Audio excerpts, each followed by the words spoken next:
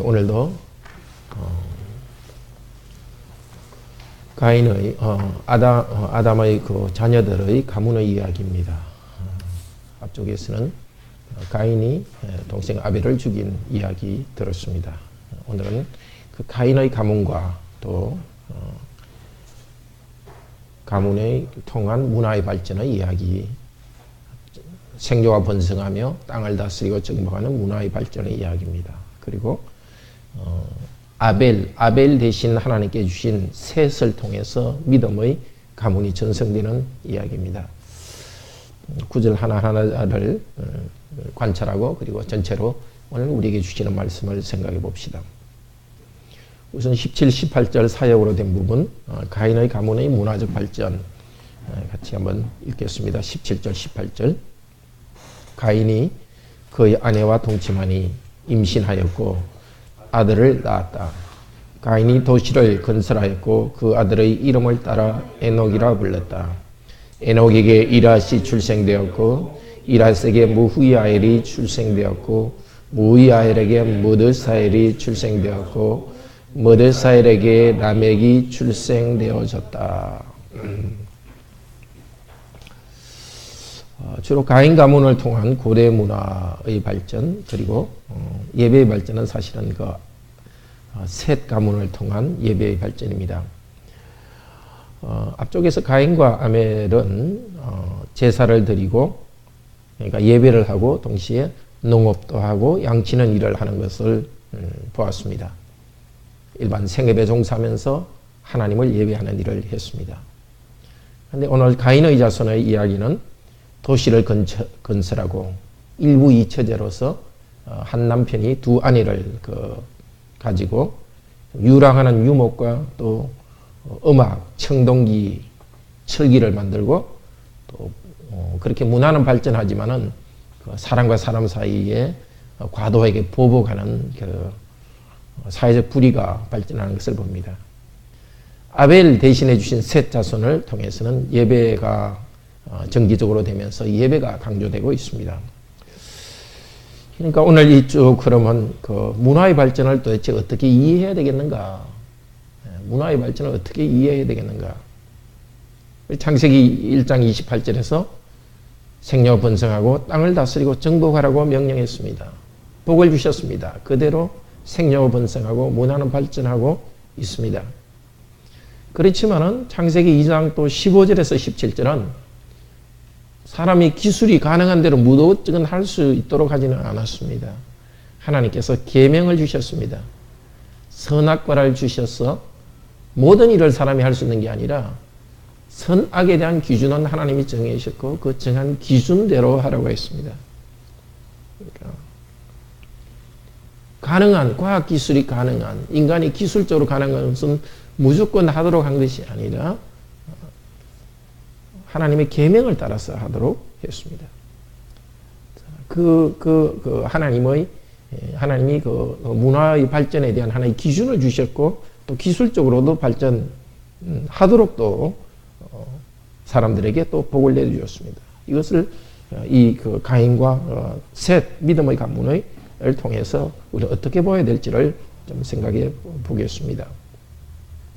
17절 가인이 그 아내와 동침하여 임신하였다 하는 것은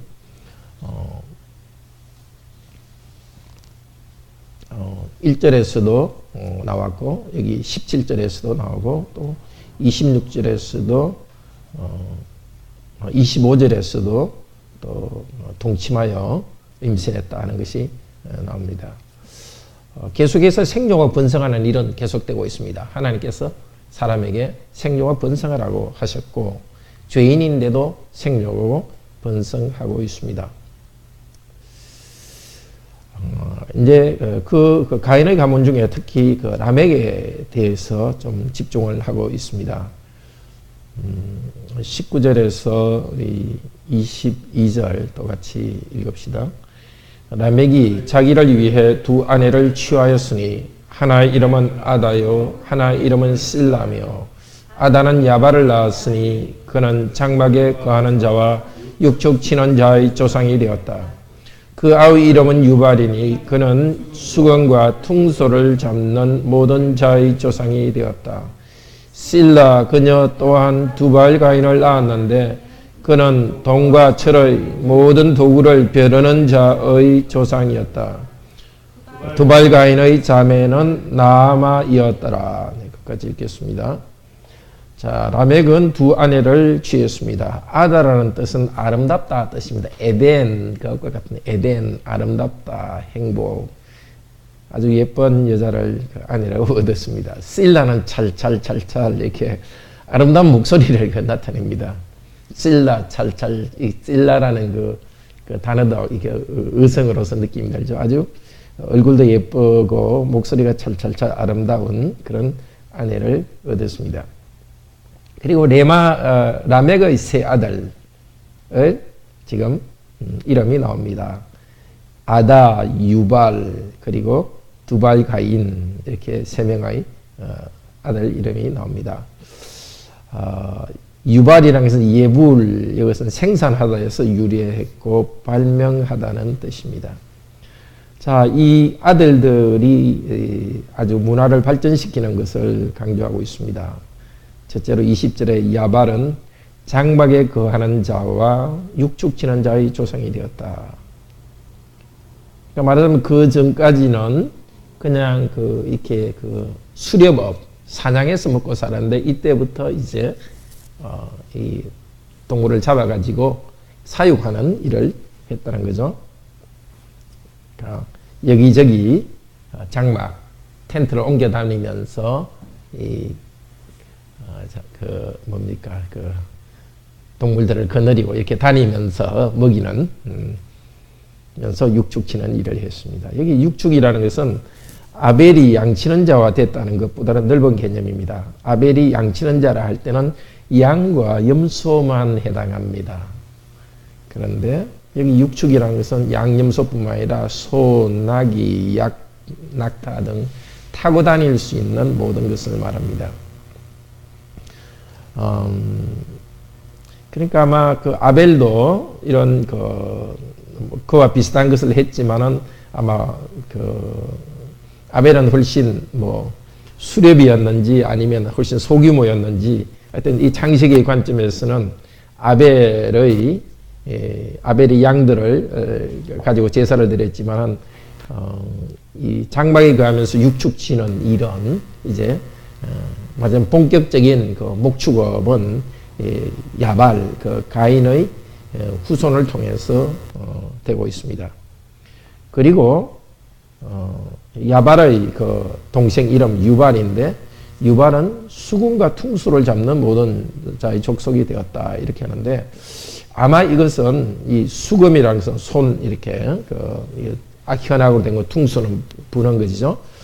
근데 아마도 이 야발, 유발 이름도 지금 비슷하죠. 그래서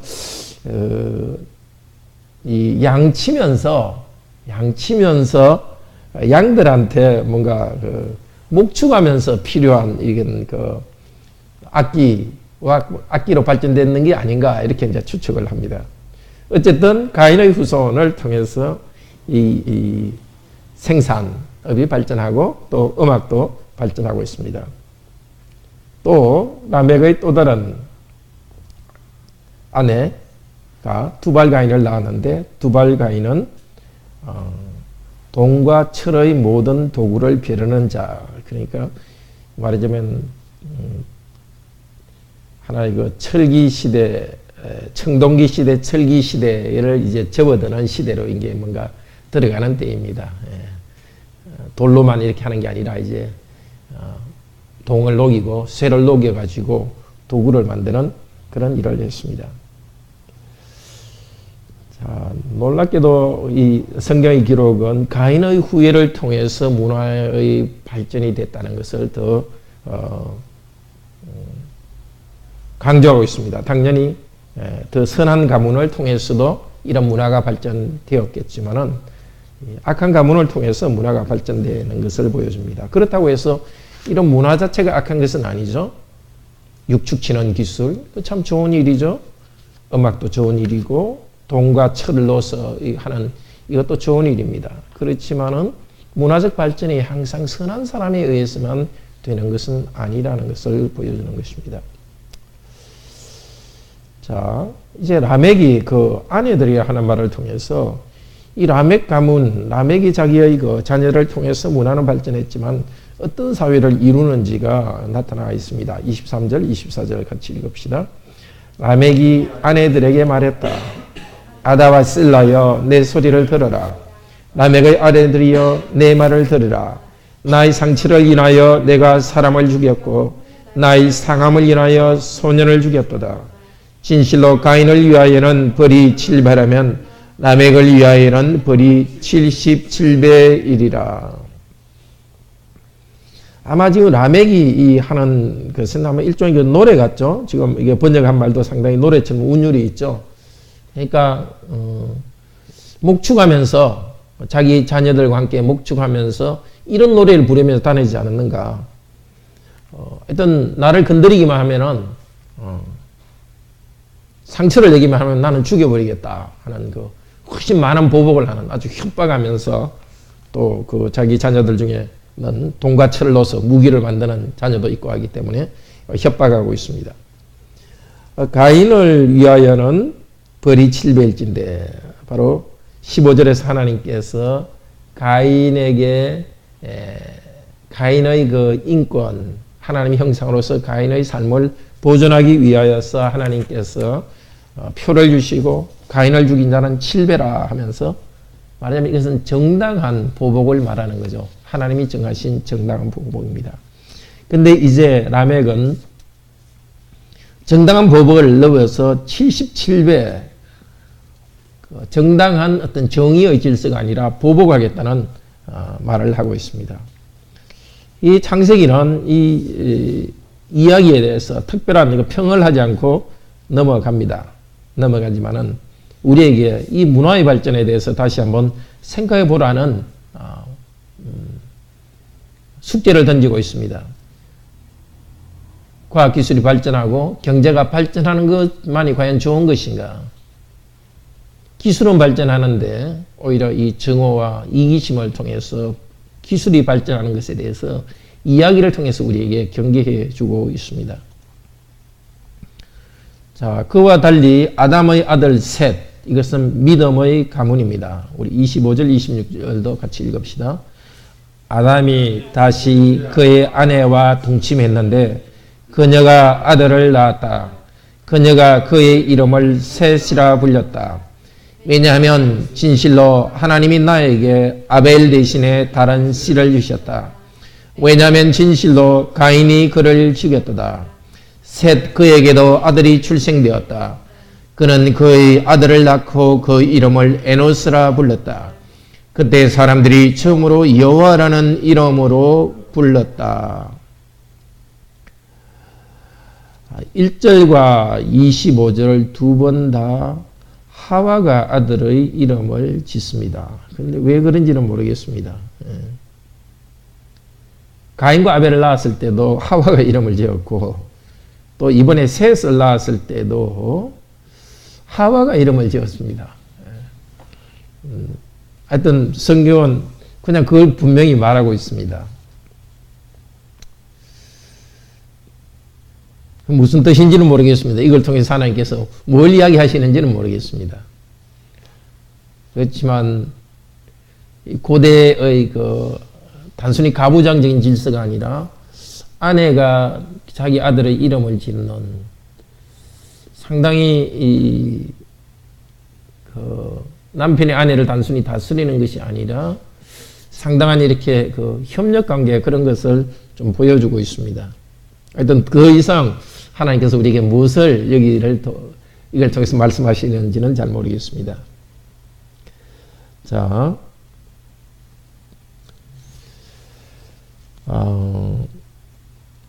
25절에서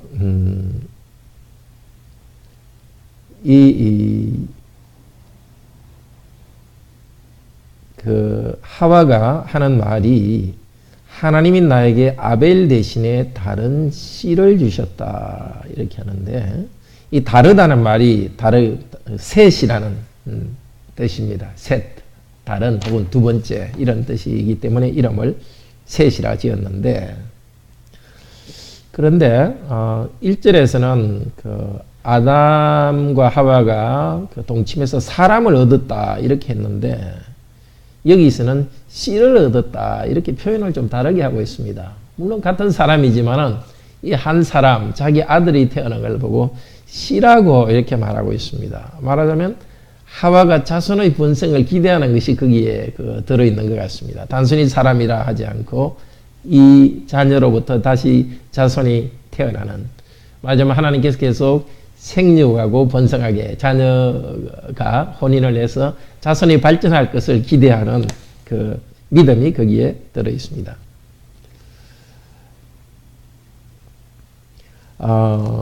셋은 아들을 낳고 그 이름을 에노스라 불렀다는데, 에노스라는 것은 아나쉐라고 사람이란 뜻입니다. 그러니까 아담도 사람이란 뜻이고 에노시도 사람이란 뜻입니다. 그러니까 사람을 나타내는 단어가 이렇게 히브리 말이 두 개가 있습니다. 아담도 사람을 나타내고 에노스도 사람을 나타냅니다. 되게 아담은 보통 사람을 이야기하고 에노시는 두 개가 나올 때는 에노시는 조금 이슈는 조금 더 귀한 사람을 말합니다. 이 42회 이 에노시라는 말이 나오는데, 시편 103편 15절에는 인생은 그 날이 풀과 같으며, 이렇게 주로 이렇게 사람의 약함과 관련해서 이렇게 성경 용례를 보면 많이 나옵니다. 인간의 약함, 하나님으로부터 떨어져 있는 그 인간에 대해서 할 때 이런 표현을 씁니다. 아마 이 셋은 자기 아내를 놓고서 하나님으로부터 참 떨어져가는 인간의 그런 슬픔을 거기에 담은 것 같습니다. 그런데 이 셋이 에노스를 낳던 그때에, 셋은 그때 비로소 여호와라는 이름으로 불렀다. 자, 이미 하와는 하나님이 나에게 아벨을 주셨다 하면서 하나님이라는 신앙을 나타내고 있습니다. 하와의 신앙이 셋을 향해서 흘러가고 있고, 셋은 자기의 아이를 낳을 무렵에 여호와라는 이름으로 불렀다고 말합니다. 성경에서 하나님과 여호와는 좀 다른 뜻이 있습니다. 하나님은 일반적인 신입니다. 영어로 God 하면은 유일신 하나님도 되지만은 일반 신도 되죠. 그러니까 엘로힘 하나님이라는 것은 그냥 God입니다.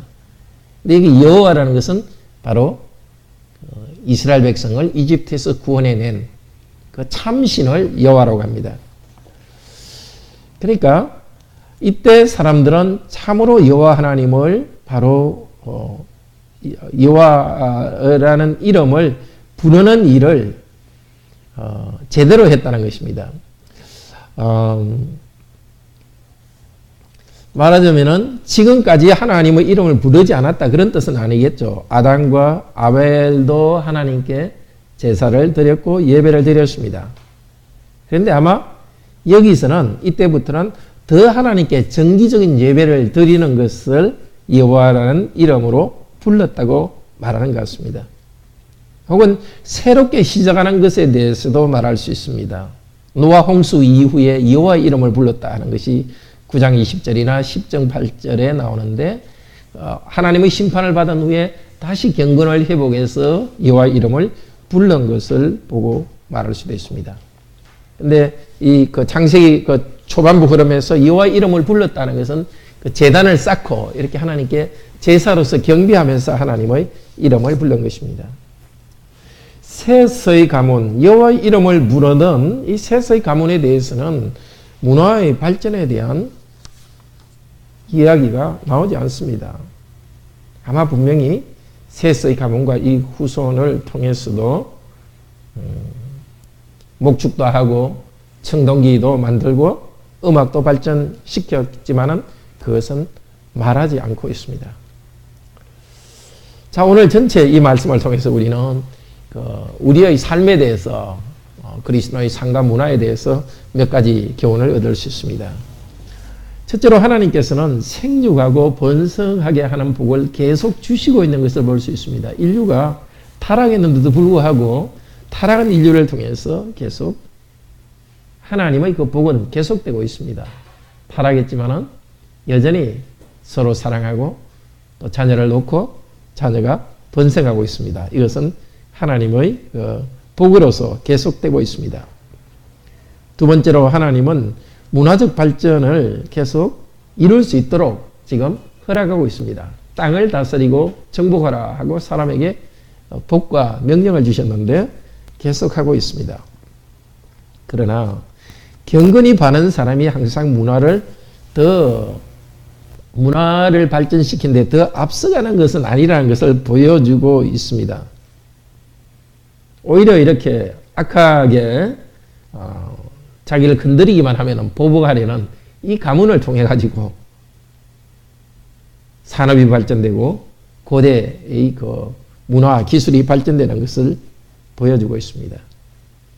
그러나 오히려 하나님의 백성 가운데서는 그 발전에 대한 이야기를 하고 있지 않습니다. 자, 이것을 통해서 일종의 우리의 문화적 발전, 기술 발전에 대해서 하나님께서 무엇을 보시는지를 보여주고 있습니다. 기술적 발전은 이루어지만은 사회적 불의는 더 많아지는 것을 이 역사의 단면을 볼 수 있습니다. 목축을 통해서 부는 축적될 것이고 동기와 철기를 사용하면서 더 생산력은 높아지지만은 그러나 가진 무기와 힘을 가진 사람들이 자기를 건드리기만 해도 더 보복하는 사회적 불의는 더 강화되는 것입니다. 그리고 또 예배가 없이도 그들 문화를 발전시키는 것을 볼 수 있습니다.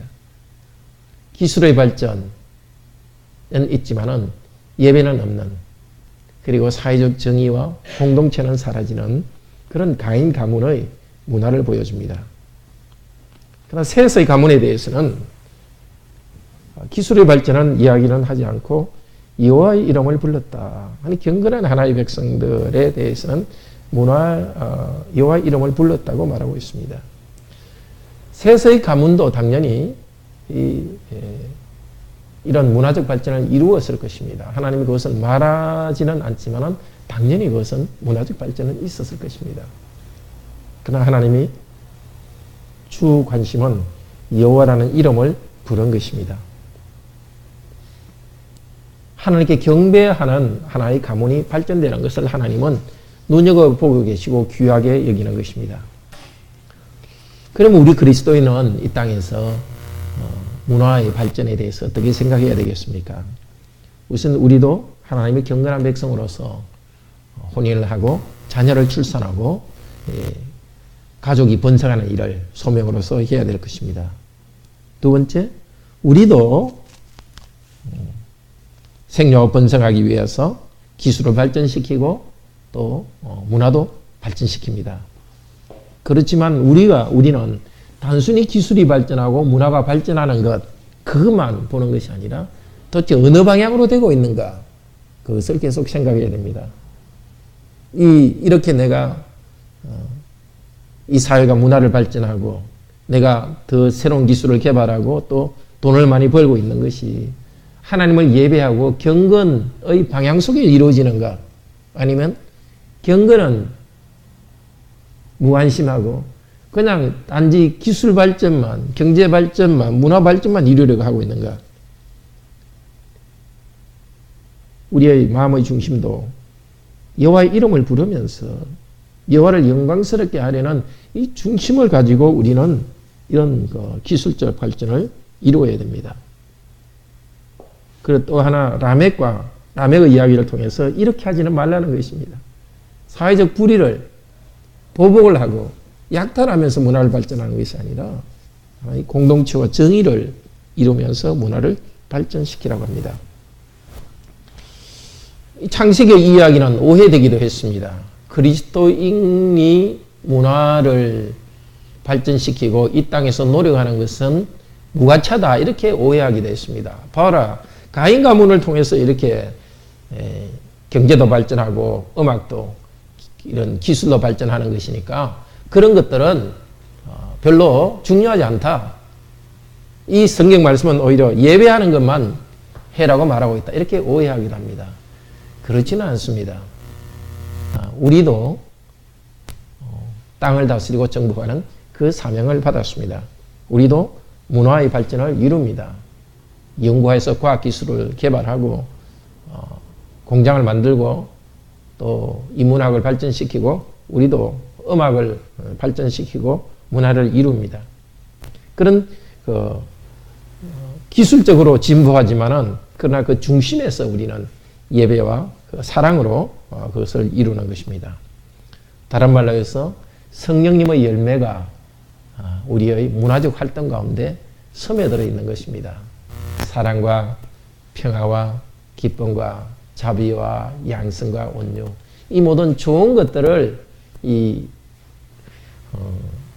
이루는 하나의 수단들이 문화적인 성취입니다.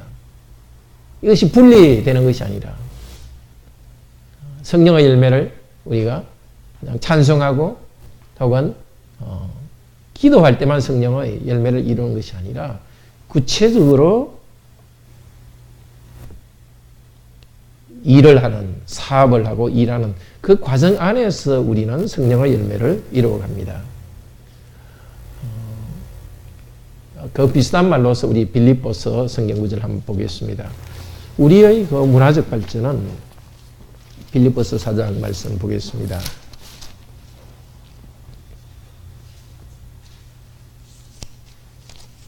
4장 8절에서 9절 같이 읽겠습니다.